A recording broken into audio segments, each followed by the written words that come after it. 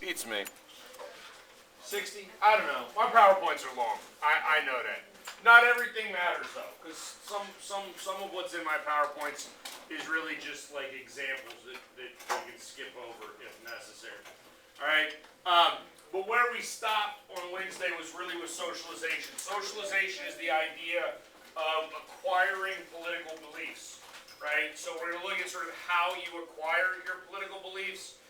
We call these agents of socialization. Okay? So these are the various things that are sort of influencing you to believe what it is that you believe. Okay? Some are very, very significant, and we need to make sure that we understand that they absolutely have an impact on you. Others are significantly less important, and their impact is mediocre at best. Right?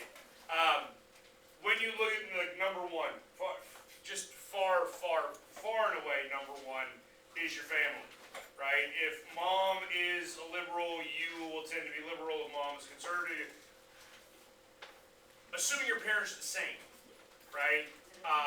In the event that your parents differ ideologically, politically, the data says you will align with the parent with whom you most closely identify, right?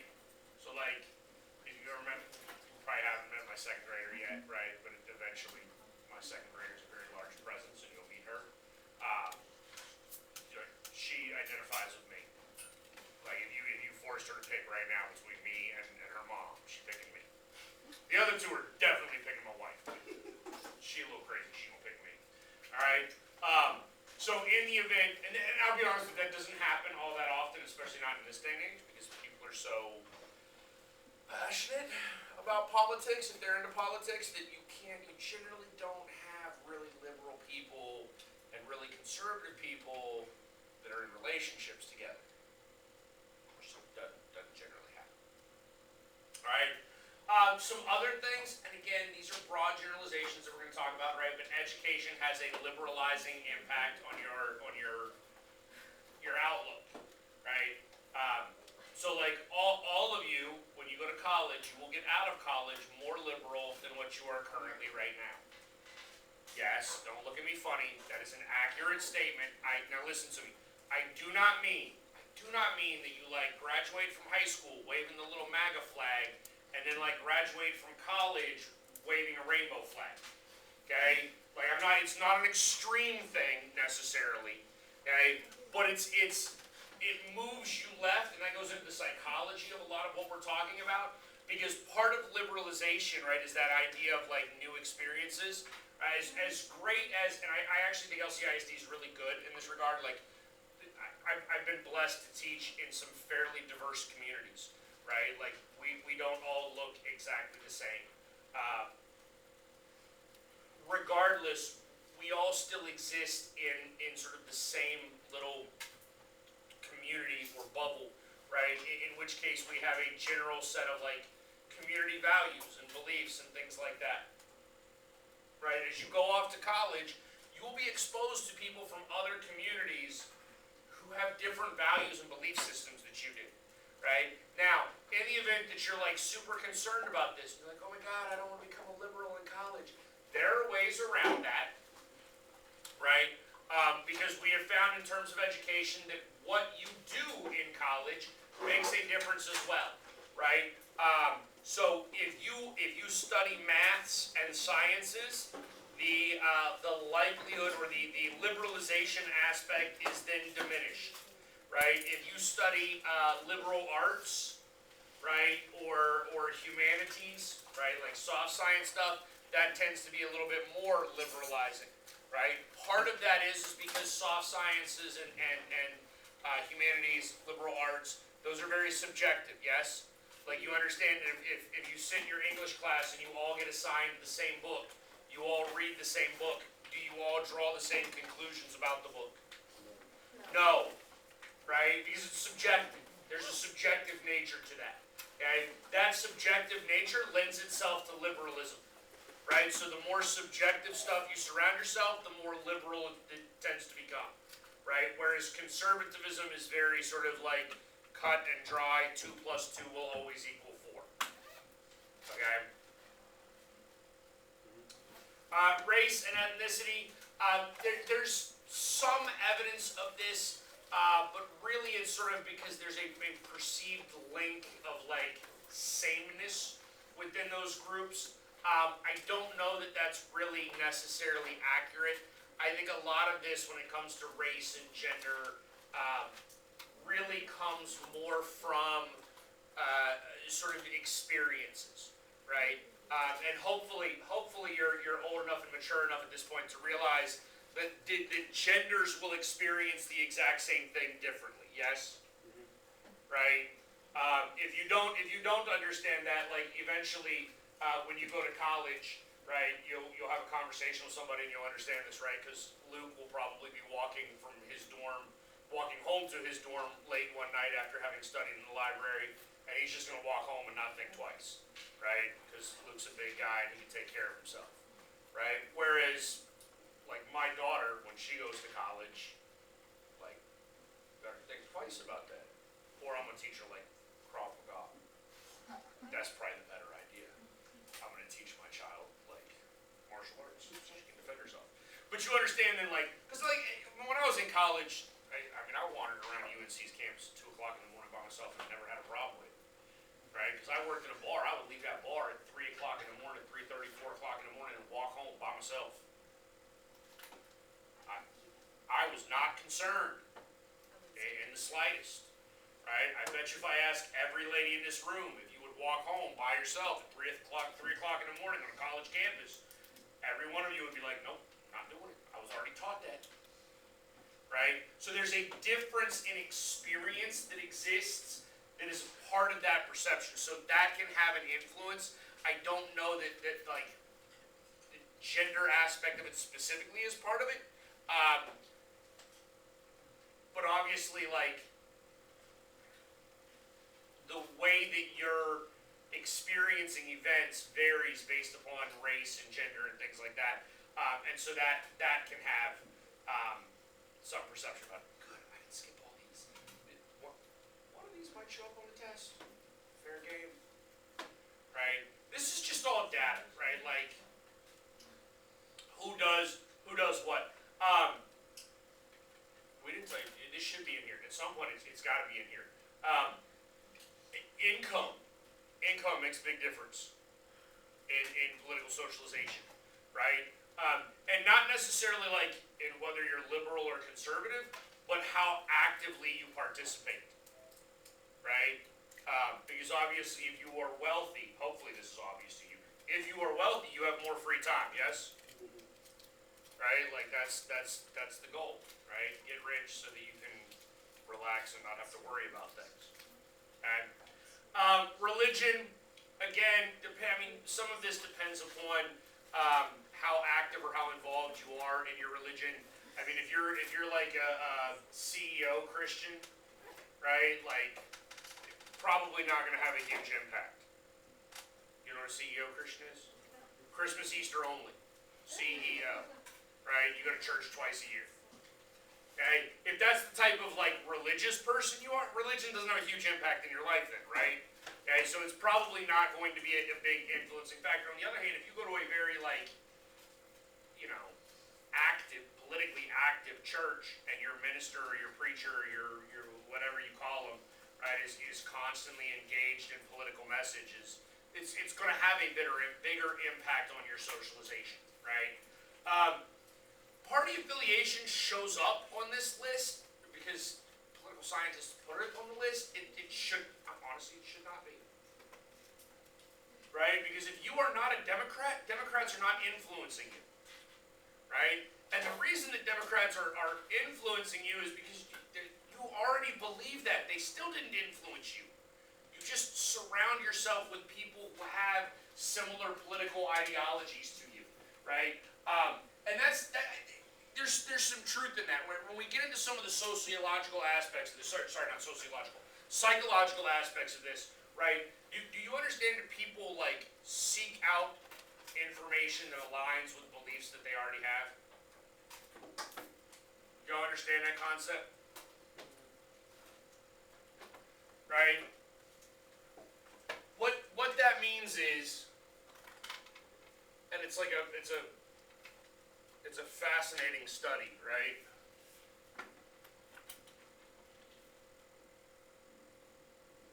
Right? Y'all know what the next number is? You sure? It's not 32. Why is it 29? What's happening? Like what's the rule here? Right? So then somebody give me three numbers, any three numbers that meet the same rule, and I'll tell you if you're correct or not. What? 6? Give me three numbers. 6, 12, and 24? 6, 12, and 24. Yes, it meets the same rule. No, it is not that it doubles every time. That's not the rule. Somebody give me three others. 1, 2, 3. Shannon, why'd you do that? You've seen this before? So here's the thing. What did you learn the first time you did it? Everybody assumes that it's that 2, 4, 6, 8. You make an assumption, and then you start testing what you believe to be accurate, right? And then you get this, and I tell you this is real, and you're like, oh, and I knew it, I was right. You were wrong, right? But you only sought out information that would pre-align to what you already believed, right? Now the real fun thing is if you really actually believed that it was like you were multiplying it by 2 every time, or you were doubling it every time, or you were, like sometimes they go like 2, 4, like 16. Oh, squared every time. Well, what if you get into fractions? There's ways around this, but you need to understand that people are seeking out things that align with preconceived notions. That is a psychological concept that people do. What class did you learn that in? Interesting. I think that Okay. Economics matters, right? I told you that a minute ago. So like income, I can't speak. Income is going to factor into this.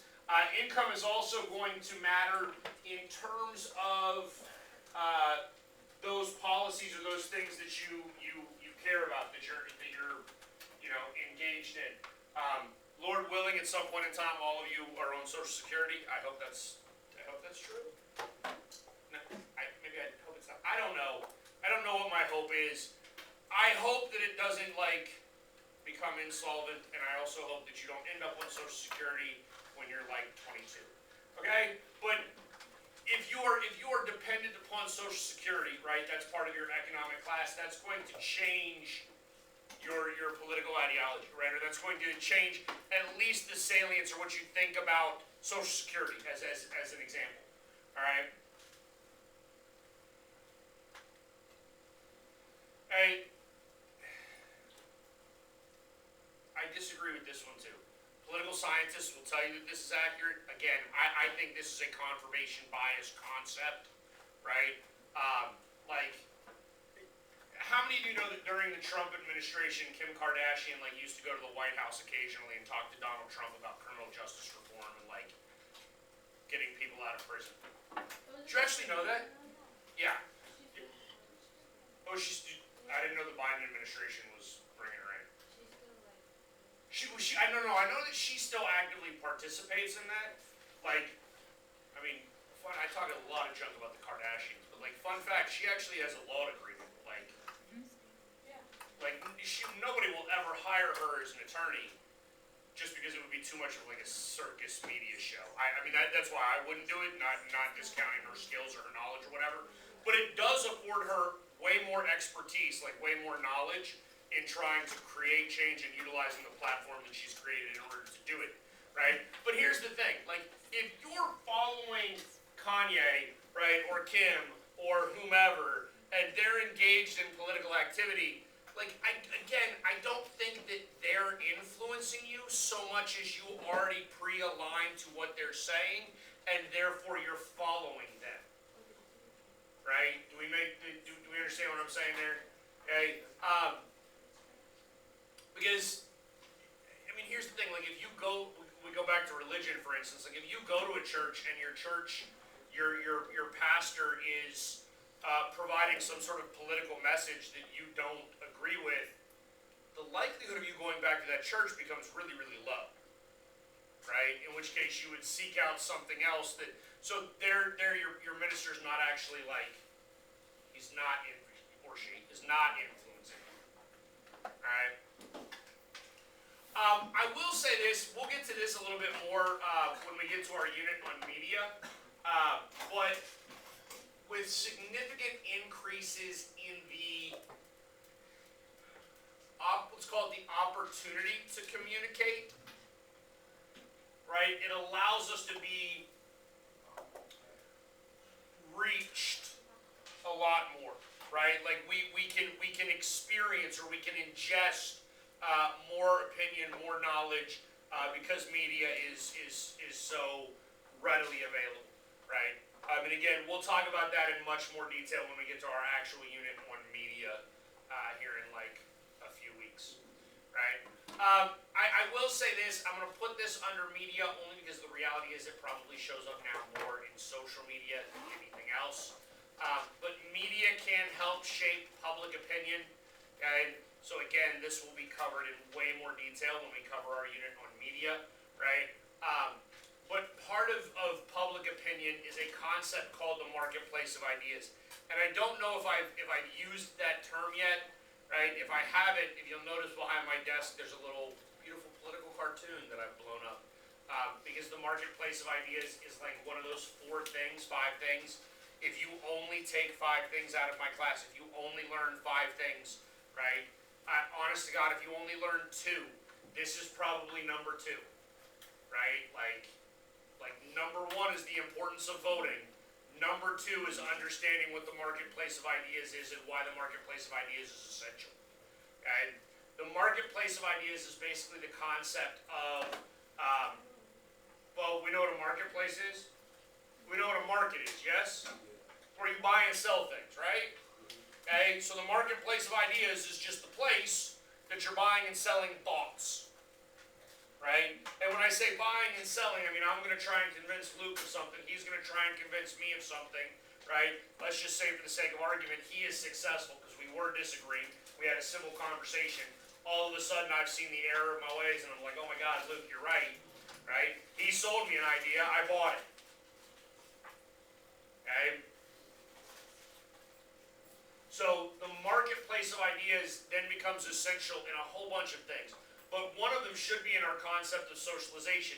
Because you should, we don't do this, we don't, but we should open ourselves up to all sorts, all manners of, like, ideas, right? We should open ourselves up to a lot more intellectually, right? In order to try to challenge our beliefs, right? So as a part of our socialization, and again, this is the stuff that goes directly against some of these psychological aspects where we're seeking out information that aligns with us. I pray, I really do, like my hope in teaching you all is that you will actively seek out information that does not align with what you believe, so that you can honestly judge the validity of other people's arguments, right, without sort of utilizing one of those 13 or whatever's up there on the wall, right, over there, over that board, like one of those 13 logical fallacies in an argument, right, where you just attack an argument without actually thinking about it, right? Okay. The stability and the change in public opinion. Okay, so different ideas have different sort of salience. They have different opinions. Some are static, some are not, right? Some are susceptible to change, some are not. Okay. Again, right, we do have this idea to only seek out things that pre-align with what we already believe, right? So we will get information, then once we have accepted it, then we sort of go out and the last thing up here from this guy's theory is the sample stages where we're sort of selecting information that pre-aligns with what we already believe, right?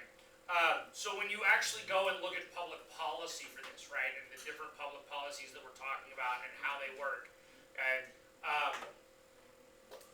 we tend not look critically at any individual concept, right? So again, during the Trump administration, as an example, right, like he had massive tax cuts, right? We then tend to seek out information that pre-aligns with what we already believe. If we didn't like Trump, we have our idea of what those tax cuts are. If we did like Trump, we have our idea of what those tax cuts are. We go out and we find them. The reality is everything is sort of exponentially more complex than what we're looking at there, right?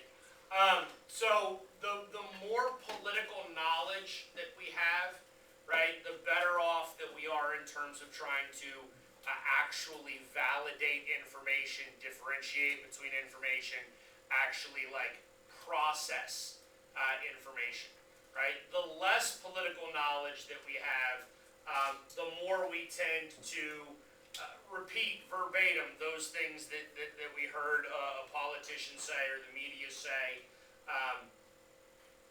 without taking sort of the time or the effort or the energy to determine whether or not those things are actually really true. And it's important that you understand that, because as we get to the media, and you'll see when we talk about the media in the next unit, just because the media reports something doesn't necessarily make it true, right? Context matters. There's a whole bunch of other things that go into that matter. But the more political knowledge that you have, right, the better prepared you are, or the better off you're going to be in terms of evaluating arguments, right? So when we look at like the stability and change in public opinion over time, and I actually like these four graphs because they give you a pretty good idea of sort of what can happen, right? So the one on the top left is the idea about abortion, right? Hopefully you realize that people just kind of have the idea that they have. For the most part, opinions on abortion don't change, right? The bottom right, interestingly enough, you probably can't read it, especially if you're standing here in the back, right? But if you go back to 20 years ago, public opinion on gay marriage was that marriage should be a union between one man and one woman, right? Just 20 short years ago. In fact, in 2008, I think it was 2008. No, it was Prop 8. Maybe it was 2004. Whatever year it was. The state of California. Y'all understand the state of California is the most liberal state we got, right?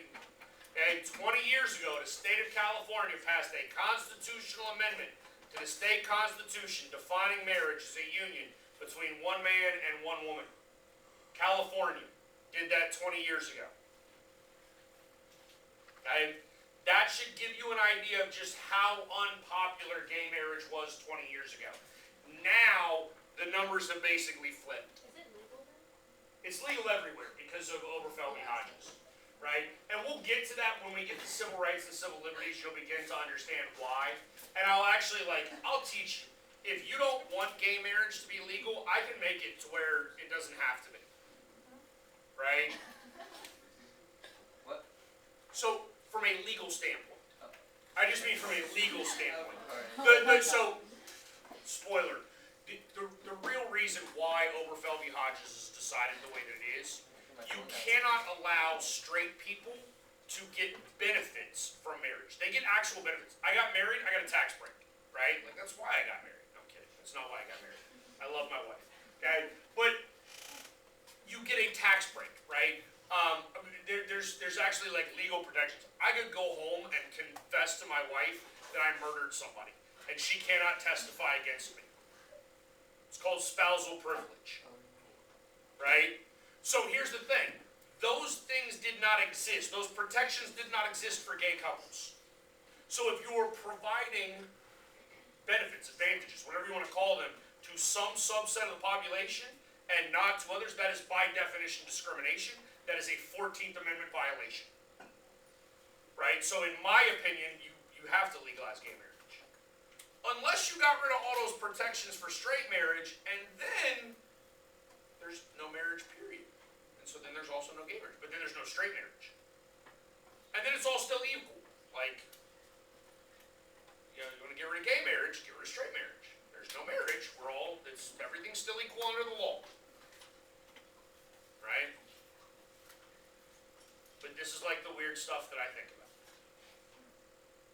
Okay?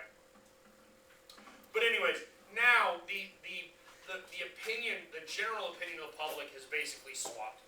A significant majority, I don't know if we're really approaching sort of the vast majority, which would be like 2/3, 3/4. But we're getting to that point, like that many people think gay marriage should be legal because, you know, whatever. Alright? Again, some issues are stable, others are not. It just depends. Okay? Some issues are stable at times and then can become unstable due to sort of political events or world events, right? So when you look at, you know, the military as an example right after 9/11, right, our opinions about the military drastically shifted. They've been slowly shifting back, right? Our opinions about military spending changed. They've been slowly changing back, right? But that's a direct result of a specific policy or a specific event, right? Again, it just sort of depends. I will tell you this too, it also depends upon the individual. For some individuals, certain issues are very stable, whereas other issues are unstable. And again, some of that would likely be a result of personal experiences, right? You might, for instance, you might be adamantly against the death penalty, right? And then somebody murders your mother and you're like, nope, they gotta die, right? That horrific experience could shift your opinion on an issue, right? American political knowledge as part of our ideas, understanding our public opinion, it's actually alarming. It's kind of sad, it really is. It's sad to me. Most of our research shows that people have very, very limited political knowledge, right? Georgetown is a university in Washington. It's actually Washington, D.C., not state. It is one of the foremost political science universities in America, and obviously it's in D.C. Years ago, I saw like one of those little go around on campus with a microphone. They asked people to name any senator, just one, anyone, and kids couldn't do it, right? Like they could not name a single sitting senator. Okay? I mean, on some level, I'm a little concerned about American political knowledge or American knowledge, period. There was a similar one done at Harvard where they went around and asked people what was the capital of Canada. Canada. And Americans couldn't answer that. Like they finally got a girl at Harvard to answer it, and they were like, "Good job, where are you from?" She's like, "Canada." Like the only way they found somebody, but you know, Americans we're very ethnocentric as a. Is it ethno? We're not really an ethnicity. We're very American-centric though. We tend to only focus on things directly related to us, right? We tend to rely on a whole bunch of shortcuts, a whole bunch of cues. The number of people now that utilize their pretty little smartphone and go get their public opinion on policy off of like Facebook or Twitter, oh my lord, that drives me crazy. We actually find that most Americans now, as part of their ideology, just read headlines to news articles and don't read the news article. I've actually now caught, I mean some of you are like snickering, I've caught news articles that it's like, and I mean real news articles. I don't mean like that stupid clickbait stuff that's like, guess what celebrity died? And it shows you a picture of like Kevin Bacon and you're like, oh my god, I didn't know Kevin Bacon died. No, I don't mean that because they're not telling you. You don't know who Kevin Bacon is? He's an actor, whatever. Okay.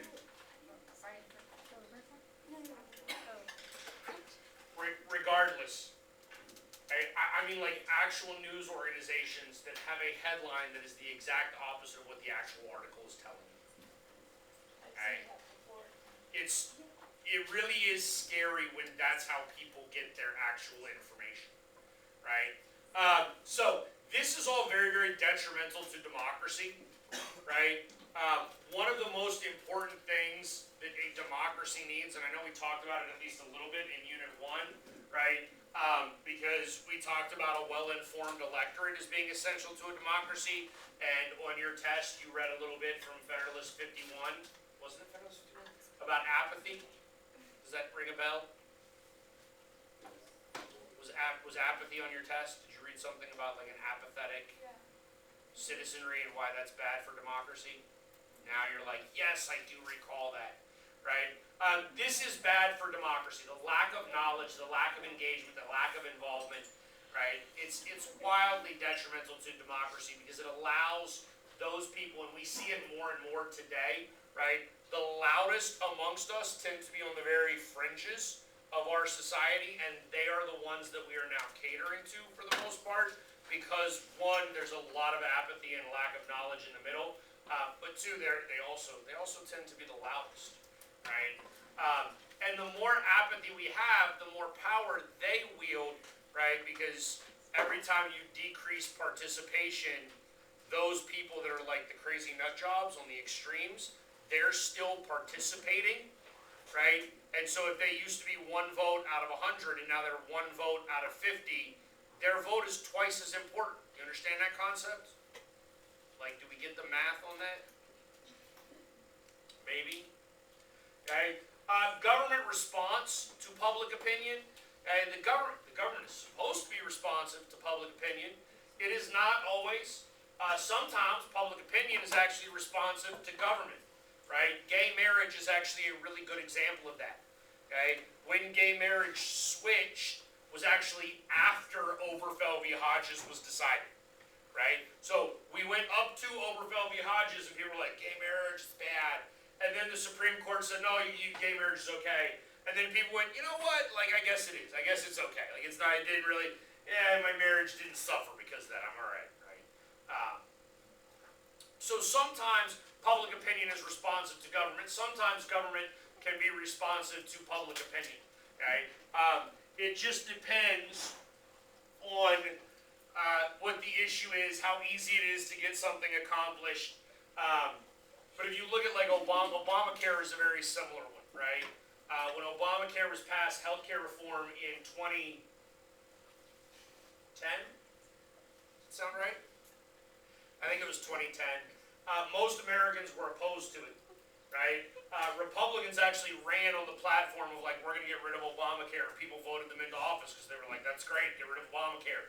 Now Republicans can't get rid of it, right? Even when the Republicans have the most votes, they can't get rid of it because the people are okay with it. All right? Okay.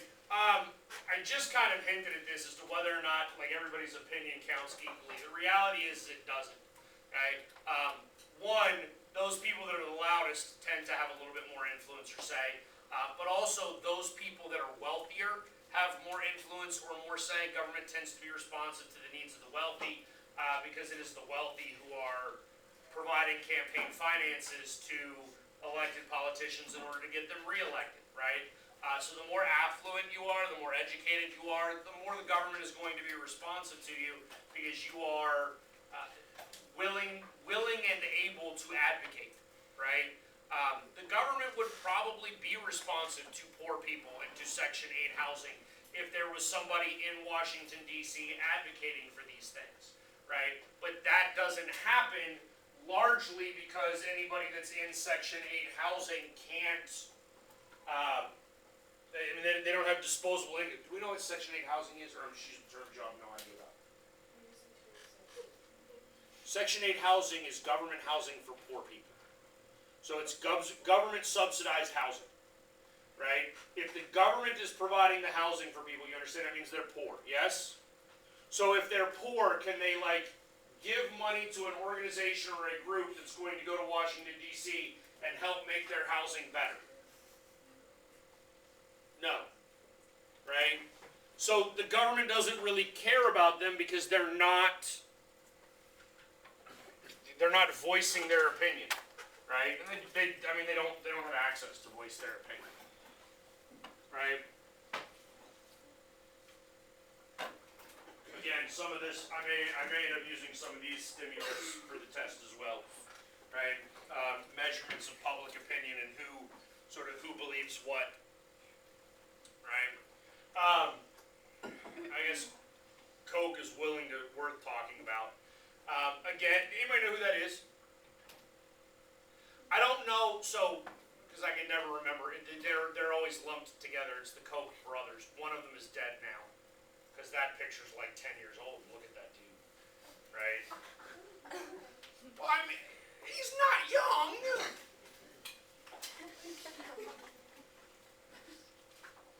People die. Anyway, the Koch brothers are industrialists, right? They're businessmen who are billionaires. They've given significant sums of money to political organizations to benefit their own businesses, right? That advocate for policies that benefit their businesses. The more money that they're providing, at one point in time, the Kochs were considered Republican kingmakers. Do y'all have any idea what that term would mean?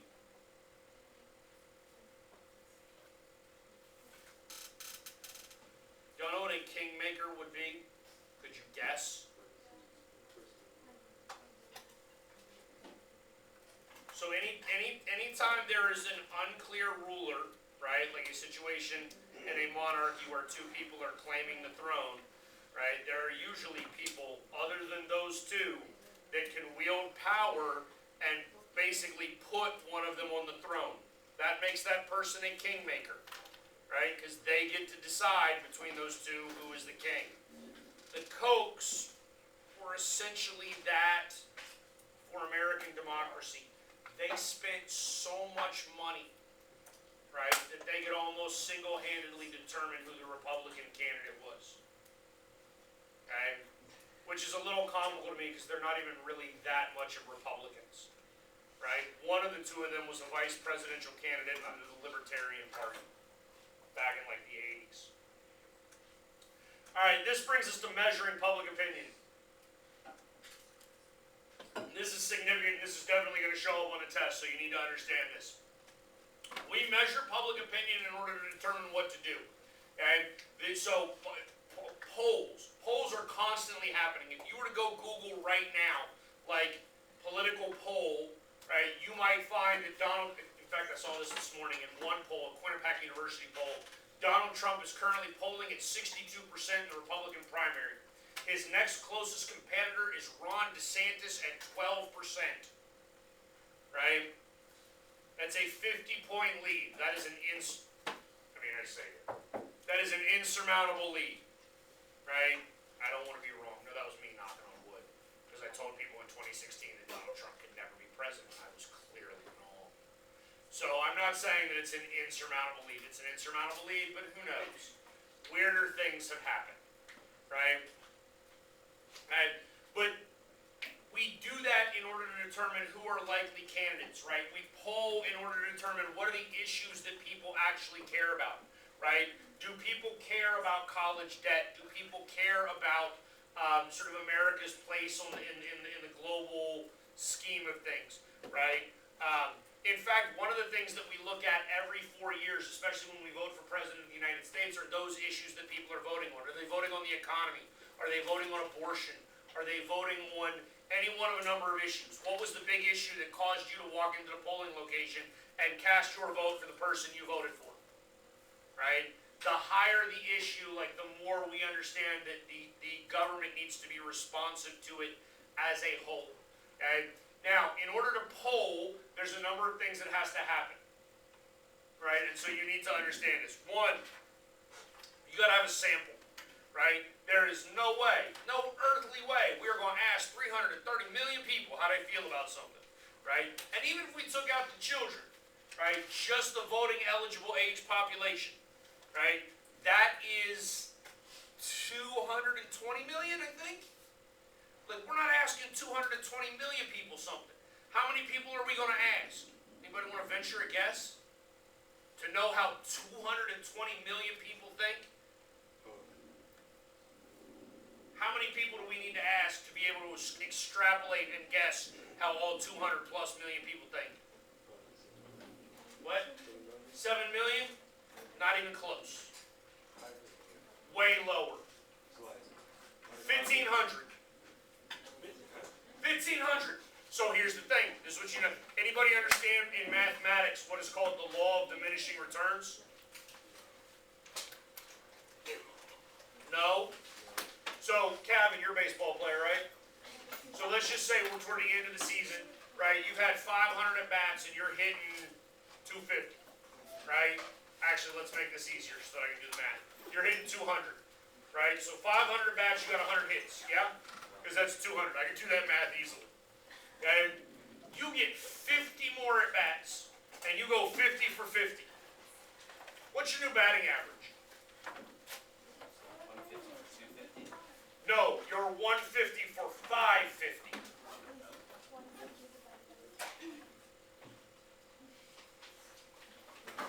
Your batting average now is only 270. You went 50 for 50. What are the odds of that in baseball? Not possible. Zero. The odds of that are zero, right? Here's the thing. Once you have a decent sample size, and 1,500 is enough, even if you ask another 200 people and all 200 said the same thing, the percentage shift of your answer is relatively low, okay? Especially because you're not going to end up in a scenario where you're hitting 200. The reality is, let's say you were hitting 500, right? So you're 250 for 500, and then you go 0 for 50, right? Which could happen, okay? Now you're 250 for 550. Your batting average goes from 500 to like 440. Right? That's, either way, you in the Hall of Fame, brother. Like, that is not a very big difference. Y'all understand that? Okay, that is the concept of the law of diminishing returns. Okay? Other things that you need. You have to have a random sample. Right? If I were to ask only 20-something-year-old women who they were going to vote for in the 2024 presidential election, right? The data suggests that my responses would be overwhelmingly Biden, right? Or at least overwhelmingly Democrat, right? Is that representative of the population as a whole? No. Okay, so your sample has to be random, okay? There's different ways to accomplish that. Some are better than others. Right? One of the ways that we used to do that is we would randomly dial phone numbers. Right? That's not even great anymore because how many of you answer a phone number you don't recognize? Who said they do? Do you really? I mean, sometimes I do just if I'm bored and I want to mess with somebody. Like, but that's just, I mean, like my wife definitely isn't doing that. She barely answered the phone if I called. Being honest. Right? All polls have an error. You need to understand what the sampling error is or the margin of error. That makes a big difference in a poll. If your margin of error is 3 points and you are winning the poll by 2 points, you are not winning. You are tied. Because your lead is within the margin of error. So it could be off by 3 points and you could actually be behind by a point. Okay? So understand that. How you conduct a question, the way you word questions, the way you design questions, all has an impact on the outcome of your study, right? If I told you Baker's a great teacher, yes or no, and I asked you to all take that question as a survey, you know what you're all going to say? Yes. You know why? Because the natural inclination of people is to answer in the affirmative, right? Because you think that's what people want to hear anyways. That doesn't mean I'm a very good teacher. I'm not, right? Online surveys, there's some advantages to those because they're relatively inexpensive. There's also disadvantages because it does not meet the random sampling requirement because a whole bunch of people might not be on that individual website. Right? Face-to-face interviews are okay, but they're costly, and people will lie. Social desirability effect, you need to know what that is. Have a good day.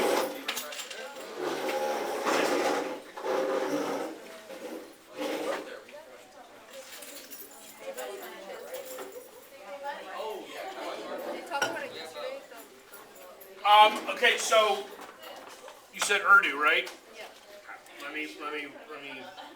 I don't know that I sent your information off. What's your? S-Y-E-D? Yes. Okay. What's your email address? Iman, EMANSYED 11 at outlook.com. Outlook.com?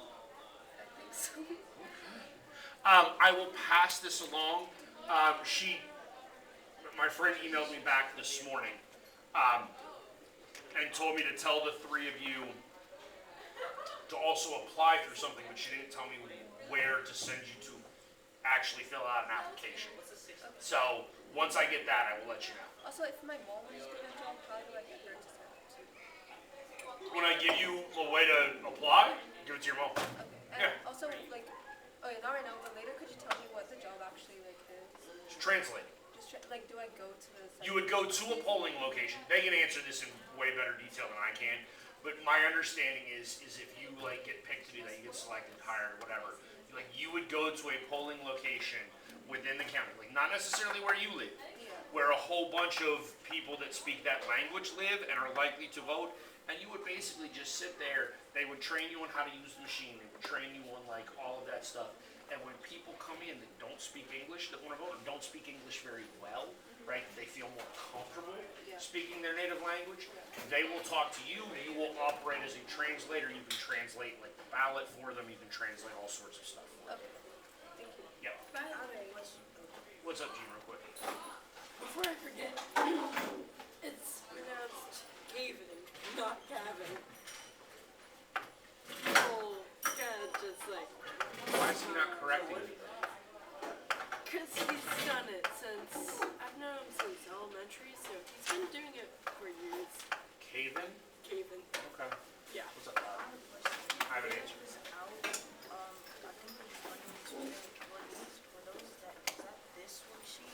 Probably. I didn't see it on Canvas. Do you have it? Sorry, Jesse. Yeah, don't. I'm waiting on Mr. McKittrick to give me a digital copy so I can upload it. I won't put it in zero. It's not a zero, so when it cannot hurt you because you weren't here. Okay. I know I Cannot hurt had you. a zero for this one, but I'll put it. That's why it was kind of. That one's online. That one you can find. That one you can find on campus. I know you can. Thank you. Okay. I'll But turn the other it one, I'm going to try to get a digital copy put up this weekend, and then we'll go from there. Thank you. I appreciate it. Hello, Mr. Baker. How are you this morning? This afternoon. I don't even know what time it is. So, you get, like, on the Today I need to read you. project sheet,